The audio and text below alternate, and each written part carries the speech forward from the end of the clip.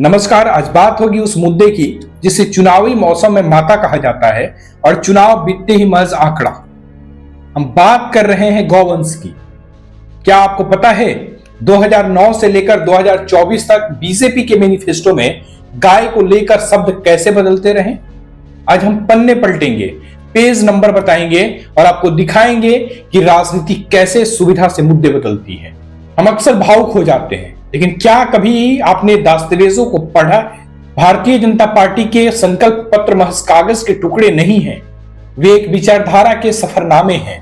लेकिन जब हम इन पन्नों को गौर से देखते हैं तो वहां कुछ ऐसा मिलता है जो शायद आपको विचलित कर दे।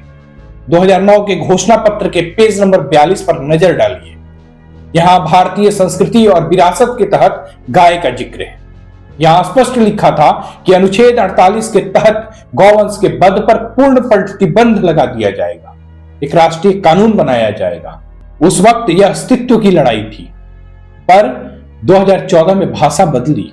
पेज नंबर 41 पर सांस्कृतिक विरासत के खंड में कहा गया कि भारत की डेयरी क्षमता को बढ़ाया जाएगा और गोवंश की रक्षा की जाएगी। लेकिन चुनाव प्रचार के दौरान नरेंद्र मोदी ने गुलाबी क्रांति पर जमकर हमला किया।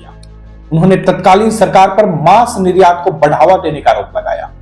लोगों को लगा कि अब गाय सिर्फ खेत में दिखेगी, प्लेट में नहीं।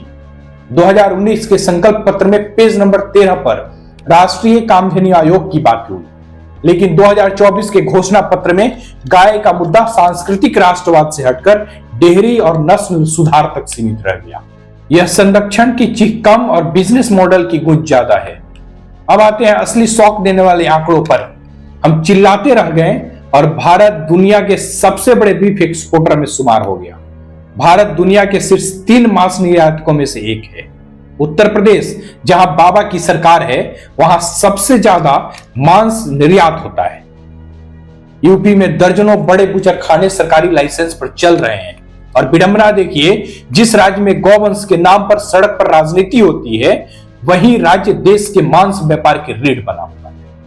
सवाल सीधा है, अगर गाय माता है तो फिर आंकड़ों में वह एक्सपोर्ट्स का साधन कैसे है?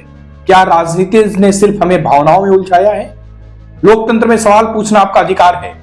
घोषणाओं के पन्ने बदल जाते हैं, सरकारें बदल जाती हैं, लेकिन सड़कों पर आवारा घूमता गौवंश और निर्यात होता मांस आज भी एक कड़वी हकीकत है। सोचिएगा जरूर।